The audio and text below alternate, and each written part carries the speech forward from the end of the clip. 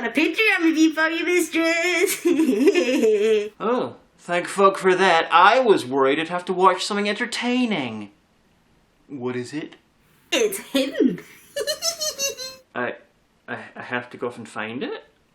The patron paid for a scavenger hunt? No, it's just a name. A name that has absolutely nothing to do with the plot. Where's the DVD? It's right here. Is it literally hidden from you? Did the power of its shittiness outdo the great Hagan? Oh, shit. I might have actually left it in the other room.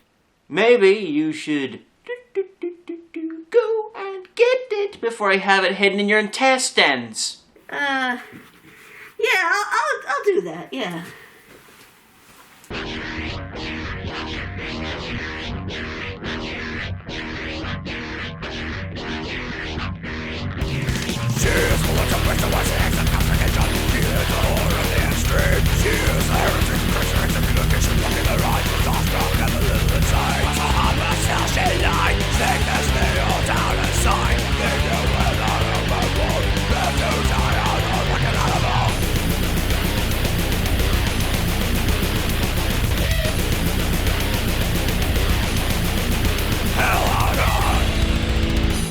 Mistress, I can't find it.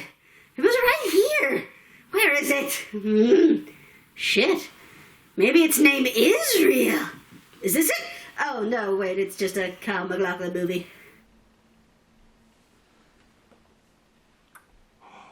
What's this? What's this? It is a DVD. Fuck you, Patreon minion. Fuck you.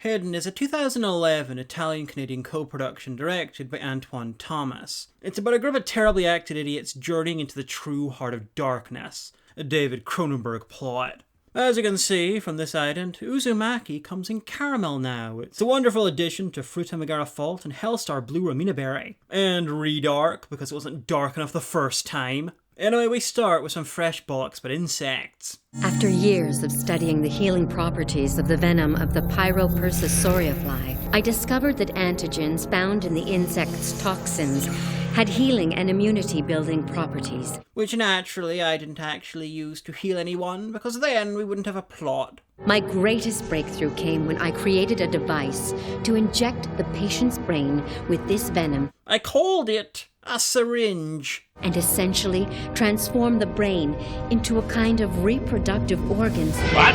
And essentially transform the brain into a kind of reproductive organ. Now, Lordy, I'm just but a simple country dictator, but I'm pretty sure that's not how insects, venom, brains, or even reproduction works.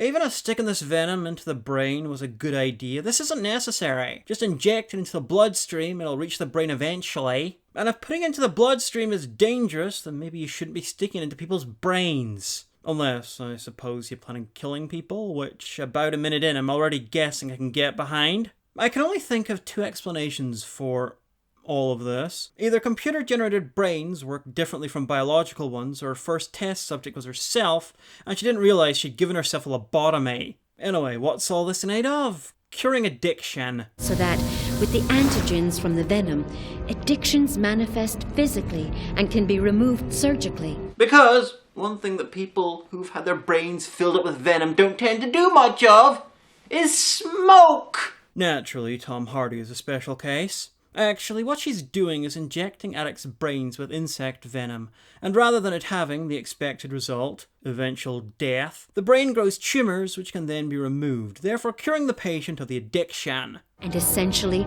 transform the brain into a kind of reproductive organ so that, with the antigens from the venom, addictions manifest physically and can be removed surgically. Looks like I picked the wrong week to inject insect venom into my brain to quit smoking. Thus curing the patient. This woman is a genius. Usually there's a bunch of time, steps, and bad luck between addiction and cancer. She's made it all so convenient. I called my creation Ventress. What, like a Sag? Disney Star Wars canon is officially weird. I'd love to skip ahead in case she does something terribly embarrassing and gets something right by accident, but no chance.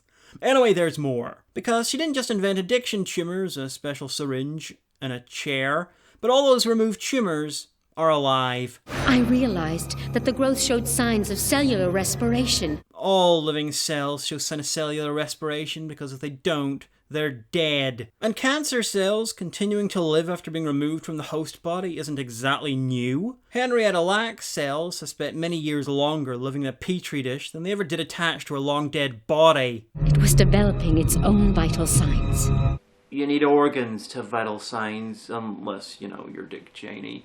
Could you be cutting up people's lungs along with the tumours? But this is explained. You see that David Cronenberg plot that our main characters will shortly be walking into is the Brood. But that's for later. Right now, let's admire that Aztecing on the floor and try to remember to request a Trek Yards episode on it. Anyway, this is the past. You can tell because it looks like someone microwaved the film stock. This striking-looking Linda Hunt porn edition is the one from the voiceover. Now she's going to the next level and explaining it all again, and this time on camera. Some may see blasphemy here. I see a very cheap and half-hearted Dr. Octopus into the Spider-Verse cosplay. Where I see nothing short of a miracle. I'm glad she keeps touching a prisoner's stomach to let us know that she's pregnant with an addiction tumor. I was assuming sticking a cushion up there was part of the experiment. This goes far beyond treatment and rehabilitation. This is the creation of a new life. That kid looks almost as fascinated as me. More fascinated than me. This lab is a real shithole. Unwisely, she spent her cleaning budget on that promo I just mocked. Today you and I will answer my question. Can addictions have a life of their own? No. Can I have a grant now? Anyway, time for a cesarean, and like all surgery, it's best performed standing up, while holding a camera in your free hand with all the colours inverted so your recording is useless. Just like that kid is used to danger, so runs at the first sign and we have our credits. Oh, hidden 3D. The 3D is very well hidden, seeing as it's in 2D. Very clever. In comparison to everything else. The credits are basically your generic kinda crap 2000s horror credits, to accentuate the generic very crap 2000s horror movie. And I can only assume that the director, Antoine Thomas, was concerned about being mistaken for a woman. Weird. Exclusive on Channel 4. The credits were so dull they killed the doctor woman, so they weren't all bad. Psychiatrist and addiction therapy specialist Dr. Susan Carter was buried today. I'd come up with a really long-winded and elaborate joke about that reporter's surname, but it would just be meta. For those of you keeping score, now the local news is explaining what she was getting up to. It's a bad idea to kneecap your film's mystery by explaining it in excruciating detail at the start, but it's truly amazing to shoot it in the head and bury it in a picturesque cemetery by explaining it 3 different times, in 3 different formats in the first 6 minutes. Looks like I picked the wrong week to inject insect venom into my brain to quit drinking. Ironically, I'm still not 100% sure what's going on, though I put that down to my brain trying to commit suicide. Anyway, the very helpful local news and their derivative presenter aren't stopping there. They explain that while she only died recently, she retired years earlier, after being bitten by one of those insects that she was stabbing into people's brains. When she suffered a bite from the venomous Pyropersusauria fly used in her experiments, after which she battled illness for nearly a decade. So, apparently it's dangerous everywhere except the brain. Allow me to demonstrate. Minion! Aye, mistress, what's the crack? Shoot yourself in the head. Ah, Jesus, Mary, Joseph, that's fucking hurt! Like the insect venom, they missed every vital organ. Well, that's just gonna make it easy for the leprechauns to get in. There are many complaints I can make about this scene, but at least they cropped out the weird-looking tree when they moved to the close-up. It looked like an evil wizard. Anyway, this woman, who's been retired for 10 years as death, is apparently such big news that they mention being unable to get a hold of her son for a comment. The news team at NBC have attempted to contact Dr. Carter's son, Brian Carter, for comment. Listen, when Sean Connery finally dies of delayed shame from starring in Sir Billy, Guardian of the Highlands, no one's gonna mention if they got a fucking comment from Jason Connery. They'll be too busy wondering who the fuck that unfamous but dignified guy at the funeral is. But he has been, as of yet, unresponsive. Stay tuned for forthcoming updates on this story. What? Like her resurrection? Anyway, our kid had her work explained to him a few dozen too many times, so he got estranged from his mum. Oh wait, I love this. There's a phone ringing, some knocking at the door opening, and then there's an arm approaching the sleeping guy's bed, complete with horror music. Either it's the world's most polite murderer, or they're going from setup to payoff in an obviously fake jump scare in less than 6 seconds. Good to see you're still alive. And still looking distracting like Jaime Lannister. This is the scientist woman's son. As you can see, he inherited her enthusiasm for grime. And probably science, seeing as he somehow put the nuclear shadow of a cross on the wall. You're a hard guy to reach. I've been calling you for days. What a coincidence. I've been ignoring the phone for days. Someone keeps calling and asking me to be in a movie called Hidden. Anyway, time to get down to business and discuss his mom's funeral. Why weren't you there? Where? Your mother's funeral. I somehow feel like the only thing we didn't attend in that woman's life was her fucking funeral! Hey, we didn't get on. It's not like she's gonna be so offended she ends up even more dead. Good point. I didn't want to see her when she was alive. Why would I want to see her when she's dead? Oh, I don't know, to make sure? Good point. Anyway, his best friend, / lawyer, / imitation New Yorker has brought him something. News of his inheritance. That shit'll kill you. Sounds like he inherited my goodwill for this film. Nah, it's his mum's lab. He doesn't want anything to do with it, but unfortunately for everyone involved, there wouldn't be a film if he kept away. So after his buddy gets real and turns his chair around, he's soon convinced to give it, and it's sure to be mediocre set dressing, a visit. Let me put a little team together. We'll check this place out, see if it's worth anything. Then you make an educated decision. You want to burn it down after that? I'll light the match. Okay, but why does he have to go? Surely as his best friend, / lawyer, / some guy he knows, you can make that decision. Look at yourself. You look like shit. You don't smell much better. You've been hiding in this dump for months. I like this dump. You gotta face his head on. This is fucking amazing. Most dodgy inheritance horror films require the lead to go spend in the place to get the inheritance. This guy does it because he's too depressed to say no. This film cost $8 million. I'm guessing $7.9 million went on this shot, and that's not snow. Apart from all the coke, the best thing about this shot is that for all its foreboding music and dramatic zoom, it's not actually doing anything. What do I mean by that? Well, we get this ominous shot, then we cut to the exterior of the lab building. But it wasn't zooming in on a building. This shot is here to create tension, but if you do any thinking, it leaves you wondering why his mum worked in an invisible lab. And speaking of the lab, here's the exterior. This woman, who's terrible at crawling, gets attacked by something and is dragged inside. Remember this. None of it'll make sense later on. Anyway, the main guy, his buddy, his girlfriend, who I barely paid attention to in her last scene, because so did the movie, and their motley crew of mainly Italians pretending to be Americans have arrived for a hike up to the lab. Because the last thing you want, leading up to your lab full of heavy specialist equipment, is a fucking road. Anyway, this is Italian Donald Sutherland, and if he's not the first one to die, he's going to be very disappointed. Chester? Yeah. You gotta be Simon. You look like how you sound on the phone.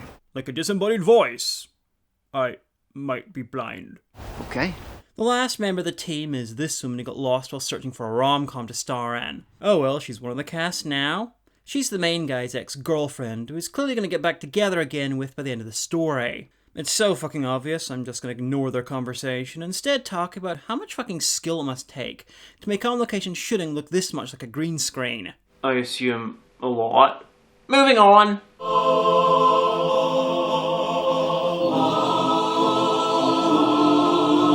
That was a clip from Godfrey Reggio's new movie, Succo Bloody Cazzi, Life as Boring. That would suck. Guys, enjoy the moment. Enjoy the moment. You know, she's right. Well, we've been driving off-road for 3 hours, and I've been walking around in the middle of nowhere for the last, 30 minutes? Well, I'm glad we're all roughly getting the same level of enjoyment out of this experience. Time flies when you're having fun, and right now it's desperately trying to claw itself out of a ditch. And by tonight, we'll be in the VIP lounge hanging with the band. VIP? You're in the middle of nowhere. There's no P's in a 50-mile radius who can see you being VI. No, I can't quite put my finger on it, but something about this half-rendered cutscene makes me really cross. This is the lab, cleverly located inside a giant monastery or something. It's impressive. Must have finished rendering. Impressively isolated. Some say you could hear the screams at night, all the way back into town. Impressively loud screaming, that's at least a 30-minute walk and a 3-hour drive away. And about the building, honestly, it's as though they couldn't decide if they wanted a creepy church or a creepy asylum, and went with neither because it's a monastery with a lab inside. Welcome to the Divine Sanctuary of Hope. Here's the last member of the motliest of crews, Italian Shirley Henderson playing American Shirley Henderson. Miss Cable? Please call me Haley. She's the woman who sent the letter and is in control of the place until the main guy takes over. I'm so sorry for your loss. Thank you. Thank you. It's been hard. I was really looking forward to spending my day drinking my weight in depression beer, far from company, obvious danger, and snow. Don't worry about the signs. They're just to keep the riffraff out. What riffraff? Oh, crows, raccoons, possums, deer. Any unusually literate animals in the area, really. You're the basic utilities here, like heat, electricity, that sort of thing?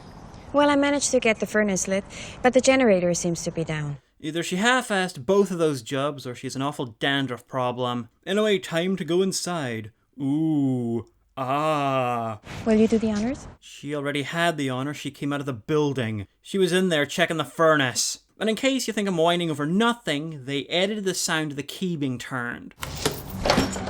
He unlocked the building that she just came out of. And then they leave the fucking keys in the door, probably as a challenge to any animals that can read the fucking sign. Holy shit! Holy shit, this doesn't even look like it was abandoned for 10 days, let alone years. I'm sure there's a rational explanation. Nature was much too busy reclaiming the road to even try to come inside. This is the most creepiest place I have ever seen. Well, I too am terrified of Methodist churches for some reason. Make yourself at home. Whew, at least it's warm. I can't believe your mom left you at church. A monastery. This monastery was founded in 1653 by a group of Benedictine monks. Oh, movie, is there anything that you can't fuck up? That's very impressive, seeing as the first Benedictine in North America was a guy called Pierre Joseph Didier, and he arrived in 1790. And the first Benedictine monastery in North America was built in the USA in 1832. And because I know this is a Canadian film, I don't want to assume it's set in the USA. The first Benedictine monastery in Canada was built in 1905, and it was for a woman. The men didn't get one until 1908. Well done, only 255 years out. If I felt like being nice, I'd assume the monks built the place, but no one fucking noticed. And they couldn't even try to convert the locals, because they'd all taken a vow of silence. But the monks abandoned their vows of chastity and began preying on the surrounding villages. Okay, I know you said chastity, but there is another definition of preying on, which is just as interesting. Mistress, come now. Adrian, what the fuck are you doing? I have you bugged. It allows me to maximize the opportunities to be condescending towards you. Also, it maximizes your chances of being killed by me. Of course. And as Schopenhauer said, life without pain is meaningless. But to be perfectly honest, mistress, it's just that the film screwed up. They weren't Benedictine. They were actually Trappist monks. And the T is silent. Good point. The film is often wrong. You won't die today. The monks mysteriously disappeared. After that, the monastery was used as an orphanage. Well, that is the polite thing to do after the monks raped and or ate all their parents. After that, his mum bought the place, used one small room for a lab for who knows how long, and still the place didn't fall into anything resembling disrepair. There is a lot you can say about monks, like you don't precisely know where this backstory is in a film about mad scientist insect cancer babies, but monks built shit to last. Italian Donald Sutherland's off in a race against time to get stuff up and running before he's killed off, and ooh, listen to that ominous music building. Oh no! Not the generator! He was sent to fix that! Why was there scary music? He was sent to fix a generator and he found it. Honestly, I'm thinking the score is terrified he doesn't have the right tools. I think my favourite part of the building is that each part of it is varying degrees of clearly not 10 years abandoned. Oh no, a person! Good thing there's not a bunch of them in the building who that shadow could be, therefore making this indistinguishable from yet another pointless fucking fake scare. Guys, you gotta come see this. Well, that is interesting. You almost never find insects made of CGI this far north. Okay, take a look at this shot and tell me, which of them wants to fuck it most? Trick question, it's clearly the cameraman who's shooting this like a spring break insects gone wild video. Yeah, the poke it, didn't you? Yep. Oh, look! It's 3D! Be impressed! / scared! / turned on! / horrified! / really bored because it's a really fucking boring film! Look, us go down the hole! Anyway, the lawyer's girlfriend has gone to do the most interesting thing she's done all film. Go to the bathroom. Oh, shit. I don't know. Surely you'd know that.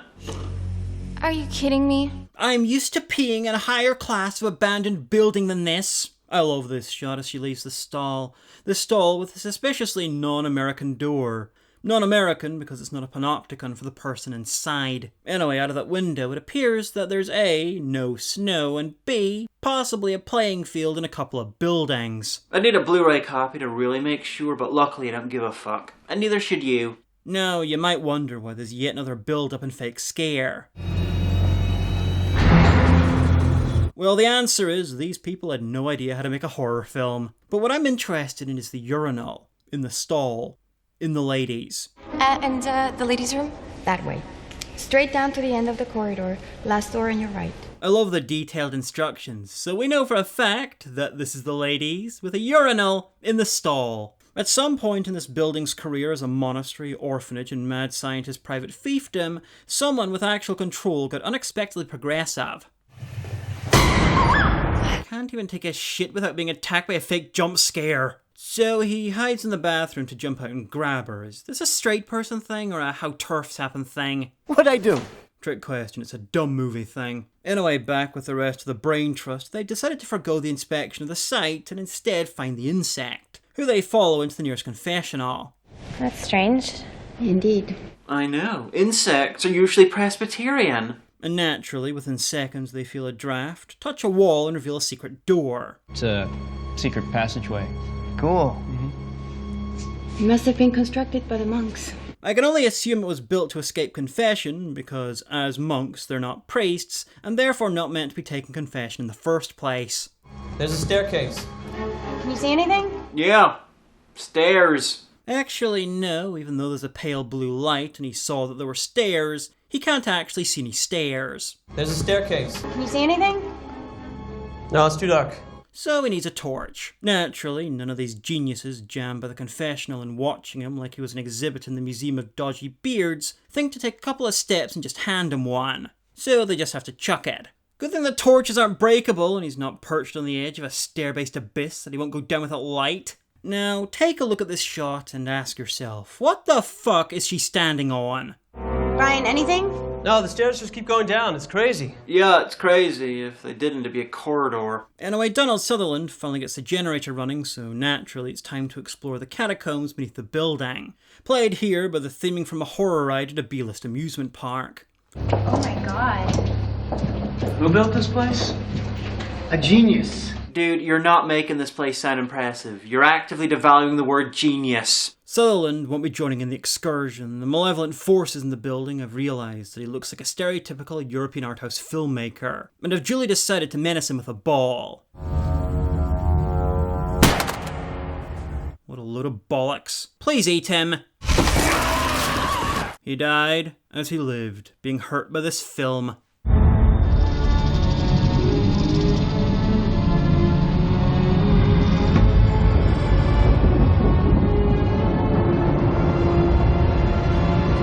Wow, those shots were much better.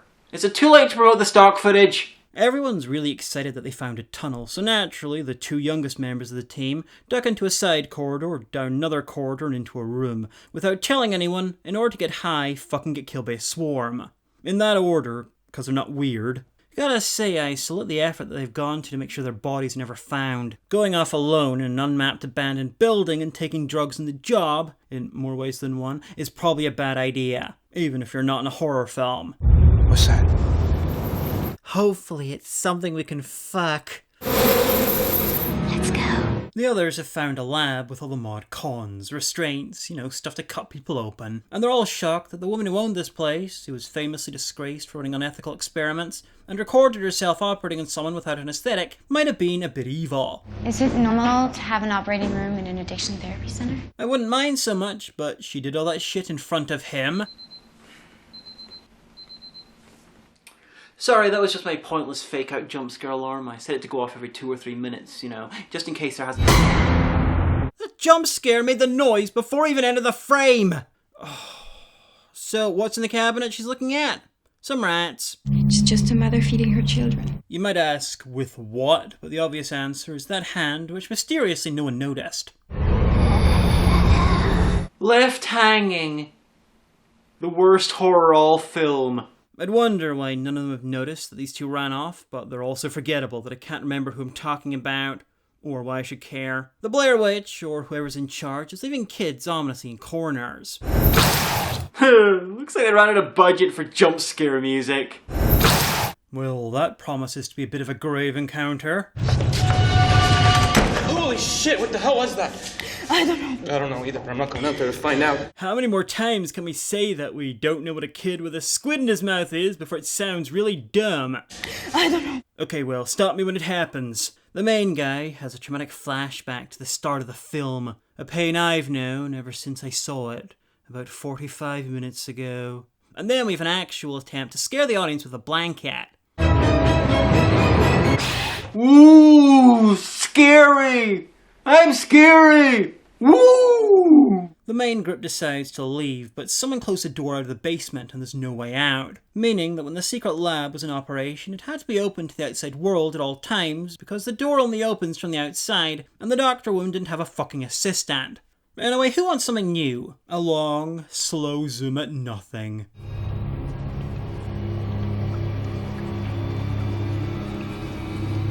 Listen, I said it was new, I didn't say it was good. And I lied because we had this shot earlier. Anyway, it's followed by a guy being dragged away, but nothing in particular. Well, looks like he's pulled. Anyway, the main guy's pet New Yorker's pet girlfriend gets a face full of jump scare as she checks the door and starts to panic. We have to go! We gotta go now! Baby! Wait, come back here! Where'd she go? I don't know. Maybe if I shine my torch in that well-lit room, we'll find out. Turns out that she fell down that hole while running without hitting the side of the pit, and weirdest of all, without making a sound. Look at the size of that hole. It'd be hard to get in there and avoid the sides if you jumped in, let alone if you're running blindly and making strides but as long as the fucking hole. Now, let's check in with the twerps. He's been dragged to his doom and she's grabbed a stick to beat some kids to death. All very good. But where she goes wrong is everything after that. Hi. She's behind you. You know, the back of the monster's head is often the worst part. She died as she lived, incompetently written. Anyway, this asshole decides to try and rescue his girlfriend. Glad to see it's going well. He's okay though, the only thing he wounded was professional pride. And I'm not talking about the character. He gets thrown another one of the film's many torches, because clearly the one she's already holding is defective. Actually, it might be, seeing as she couldn't see this grate about 2 feet in front of her. Oh. Hello. They only noticed it because the camera did. Ha! If it's not in frame, it doesn't exist. Not the time and place, Stalk of the Knot minion. Balls. I'm willing to accept that the pit was dark and the lighting was just incompetent, but she was facing that. The lighting engineer wasn't in charge of her fucking vision. I think I found a way out. What is it? A way out? Why don't you try listening next time? What is it? I don't know. It's a tunnel. A very big tunnel, which I couldn't see for some reason before I removed the bars that didn't block either my sight or the flashlight. I can see light! It is amazing what these bars can cover up. Okay, new plan. They're gonna crawl through the Jeffries tube and eventually die, while the others are gonna solve the mystery of the lost shoe. Guys, I lost my shoe! Well done, team. Now, for the love of Jehovah, may we go to the pub. Anyway, for some reason, when these two went crawling, they decided to reattach the bars behind them, even though that would be physically impossible. I mean, it's either that, or the director is so incompetent that he devalued an entire gender by using that as a pseudonym. But, you know, that would be recalculous. Anyway, the others have found the lab from the start of the film, an experience so traumatic that it forces the main guy to remember the start of the film. Are you okay? No, I'm not okay. I've never been okay. It is a nice change of pace to have the lead be just as traumatized with the film as everyone else. What happened? He never really talked about her. No, Vicky. What happened? I wanted to have a baby. No, Vicky. What happened? I guess I was hoping now we'd have some peace. No, Vicky. What happened? Sorry. I've got to amuse myself somehow. Anyway, what's going on with these two? Oh, hell, they're still alive. What the hell happened here? No, it's... What happened? Clearly, this is where Charles Band did those experiments to turn innocent dolls into savage killers. What, you thought those were special effects? They weren't special. Who would do this? What, substandard doll care or storing multiple pitchforks in underground lab/child zoo? The others have found the files on the Dr. Moon's patients, showing the tumours, which mysteriously are never located in the brain, and the addictions that she was hoping to cure them of. Heroin, gambling, food. World of Warcraft, loot boxes, watching my videos. Here's the thing, the Squidmouth murder kids are all the same. They have squid mouths, they murder, and they're kids. Why not make them more fucked up and unique, with each representing the unique addiction they were born from? Now, I hate to ever bring up the 13 Ghosts remake as a positive example of anything, but something like that, with the hyper-stylized monsters created from unique trauma, would really have worked. Mistress, there is one thing you have forgotten. And what is that? Of course I refer to the film's heavy mix of incompetence and laziness. Ah yes, many a film's Achilles heel. Indeed, not so much an Achilles heel, more an Achilles leg.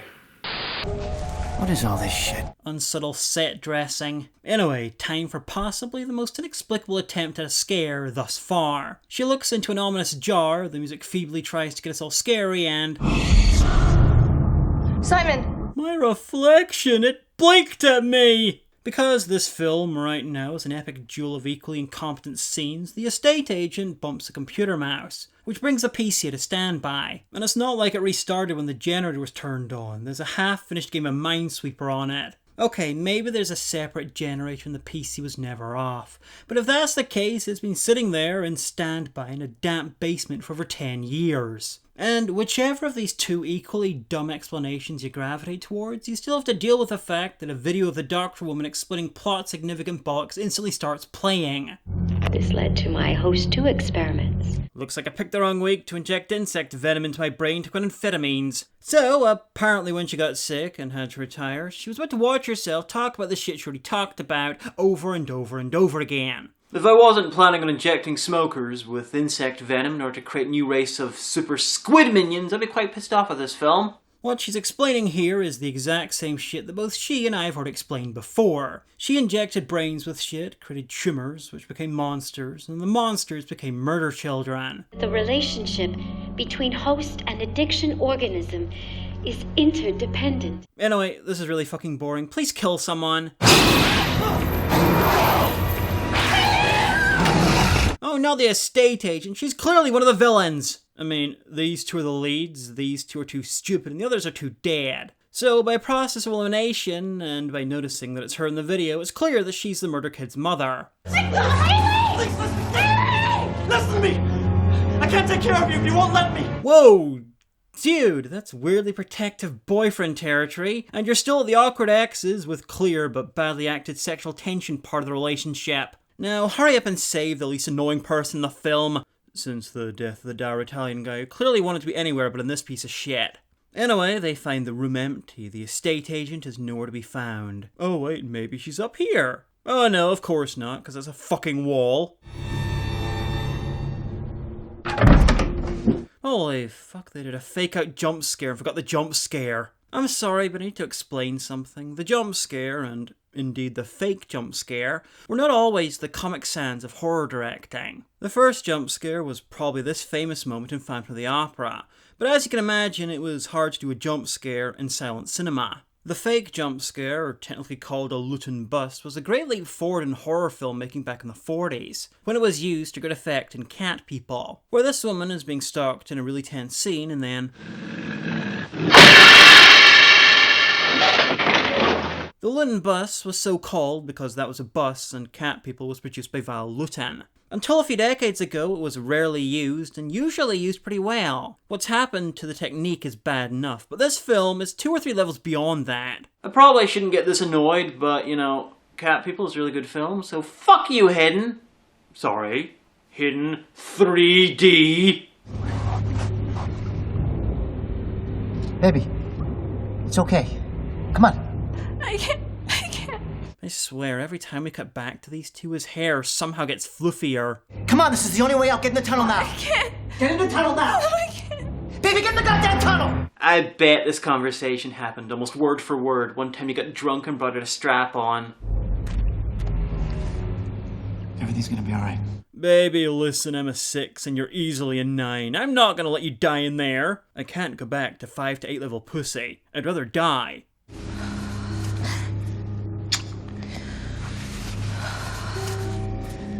Stay close.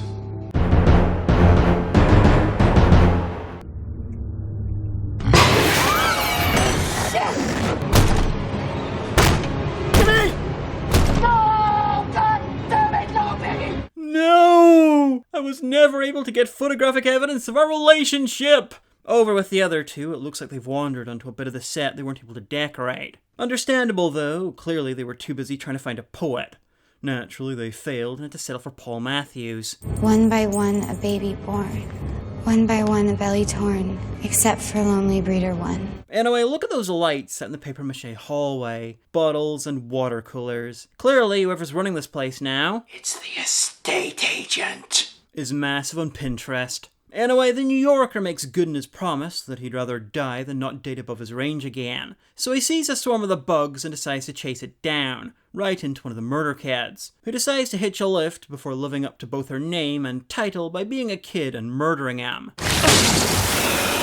Actually, his death is a bit more complicated than that. I'm gonna get you out of here, okay? He's carrying her to safety, he slows down just long enough for us to assume he's out of breath, and then it turns out she's mouth-tentacled him, and he only realizes that he's dying when they are literally in his face.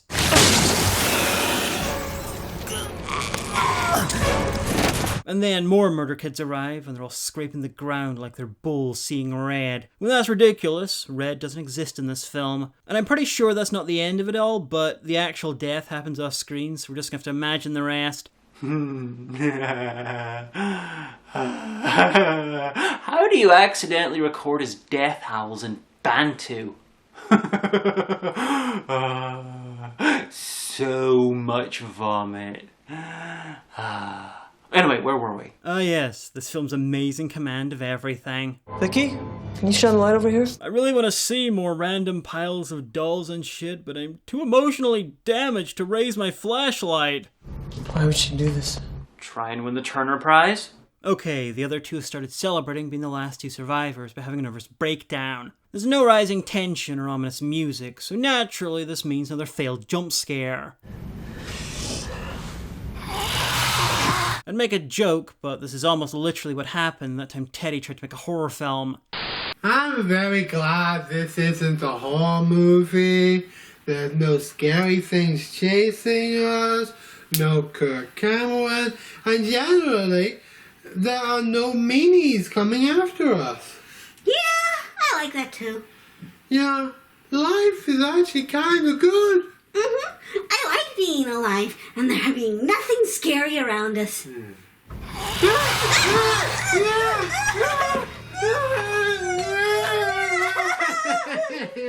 Oh, good choice of weapon. A piece of wood. A swarm of insects' natural foe.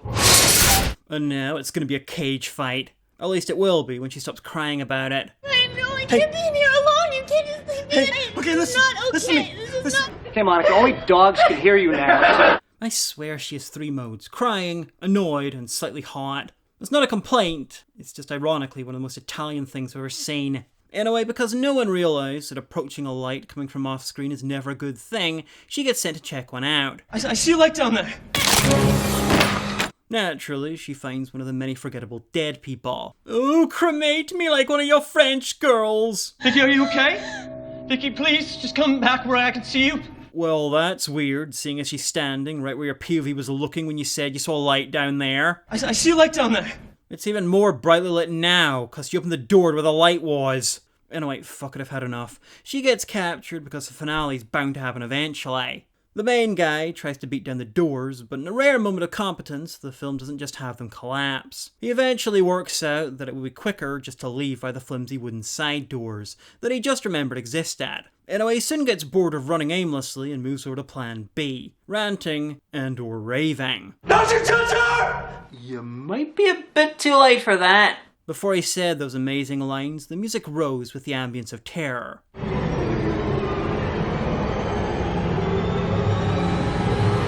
Don't you touch her! Meaning this film is trying to turn its own main character's defiant threats to the bad guys into a jump scare. Don't you touch her! Okay, movie. Fuck you from cat people. Fuck you from the curse of cat people.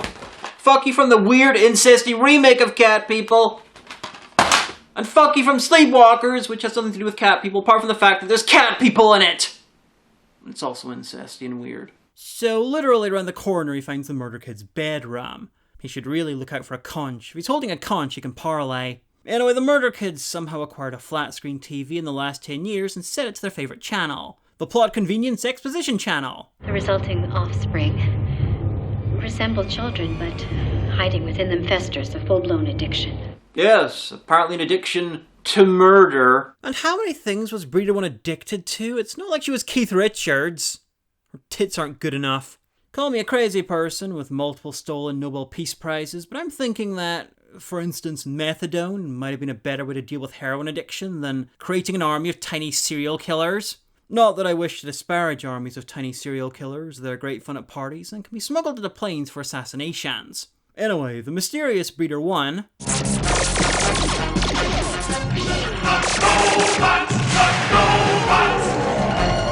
I fucking wish. No, it's the estate agent. Has tied his past and future girlfriend to the Ventress machine because she's clearly addicted to appearing in Captain EO fan films. The murder kids arrive, kinda nuzzle him for a bit, and then shock horror, the estate agent's the villain. What a twist! Which you can clearly tell from the flashback and her hilarious fucking wig. So, what is her deal? She invited him over to either kill him or at the very least drive him away, so she and her kids could live in peace. Unfortunately for her, she's a bit of a dumbass. If you hadn't have written me, I wouldn't have come. Please, Haley, just let her go. I'm not going to hurt her. That is an unusually defensive response coming from somebody who's killed about 5 people today. She has nothing to do with this! Can no one in this fucking film beat up a child? There comes a time when this shit becomes embarrassing and Children of the Corn reached it in its 7th sequel. This is less than 80 minutes in. The estate agent wants them both to stay and have their own little murder babies. Unfortunately, that would require the film to never end, so they politely decline. Those aren't children. Oh, all the natural terror of a production of West Side Story. The timeline to this film is a bit weird. He ran out age 7 or 8, and then earlier she said she was 15 when she underwent the procedure. When I first came here, my name was Aurora. 15, lost. Very rough 15-year-old. The kids are about 5 and 8, I'm guessing. It's been about 10 years since his mother's accident, and he's been estranged from his mother since he ran off. Putting those facts together, I can only assume he ran off 10 years ago, making him a fucking teenager. It's possible that he ran out earlier, say 20 years, but that would mean the oldest of the estate agent's kids would be 20, and that he somehow stayed far enough away to not get dragged home by the authorities, but close enough that he kept in some kind of contact with his estranged mother. I mean, close enough that the estate agent knew what address to send a letter to. Neither of these timelines are coherent, but that's the closest thing this film has to a theme. Looks like I picked the wrong week to inject insect venom into my brain to quit sniffing glue. Anyway, the estate agent throws some switches to activate the machine, and based on its design, I can only assume that at some point the building was supposed to be a spaceship. He doesn't stand for that though, and tries a direct approach. Naturally, the stick was so sharp that it killed almost everything else in the room. At least until the kids turned to swarms of insects, because that's how child death works. Somehow, the insects don't catch up with them, even though they know the complex better than the humans. They can take all kinds of shortcuts, and the main guy insists on banging into half the props as he runs. Don't stop to wonder how the door trap against the basement got opened again! Just run! And they're dead. How weird, seeing as they survived dragging her into the building earlier on. Told you that wouldn't make sense. I suppose that could have been the kids, but I'm pretty sure we'd have seen them, and besides, they were made of bugs, and bugs die in the snow.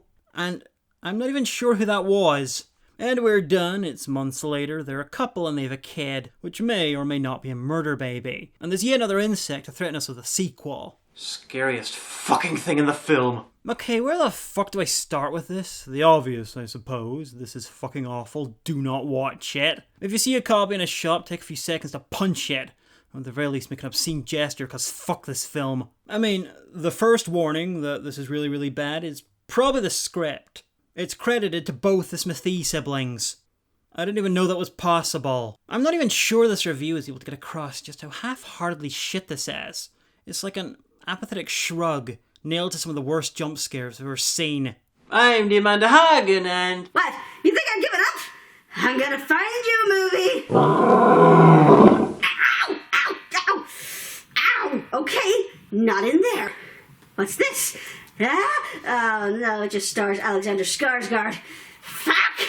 Well, at least it's not called Immaterial, and I'd never find it. I'm the Amanda Hagan, and I found a New Zealand movie that's also called Hidden. Do you think the patron would mind if I switched that one out? No, never mind, that's gone too. What the fuck? It was right here. I'm the Amanda Hagan, and she has to live with that for the foreseeable future.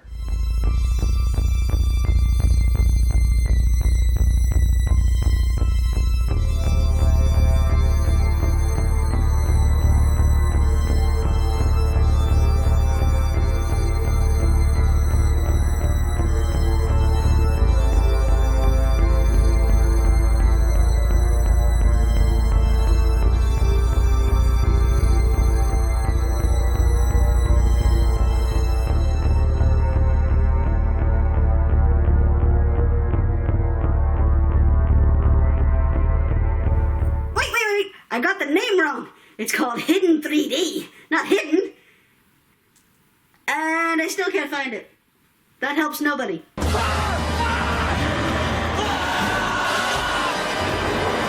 Let me guess. We've got a giant turd man living in the sewer, dragging people down into their toilets.